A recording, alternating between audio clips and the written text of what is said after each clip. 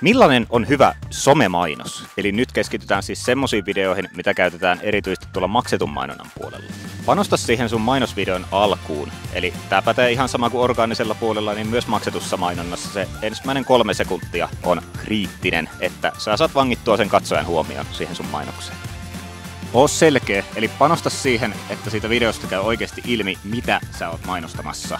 Sun ei kuitenkaan tarvi olla tylsä. Lähde liikkeelle siitä, mitä arvoa se sun tuote tai palvelu tuo sille asiakkaalle. Älä vaan luettele sen ominaisuuksia. Tai sit sä voit lähteä liikkeelle vaikka pienen tarinan kautta. Nehän tunnetusti kiinnostaa kaikkia ihmisiä. Pyri siihen, että se sun mainos ei näytä ihan oikeasti perinteiseltä mainokselta, vaan että se enemmänkin mukautuu siihen kanavan muuhun viihteelliseen ja viihdyttävään sisältöön. Ja viimeisenä vielä tämmönen perusjuttu, mitä ei varmaan tarvitse sanoa, mutta sanon silti. Eli panosta siihen, että sä tunnet sen kohderyhmän, jolle mainontaa teet. Eli nää oikeasti aikaa ja vaivaa siihen, että sä tiedät minkälaiset viestit siihen uppoo ja minkälaista asioista se syttyy, niin se sun mainonta onnistuu aika paljon todennäköisemmin.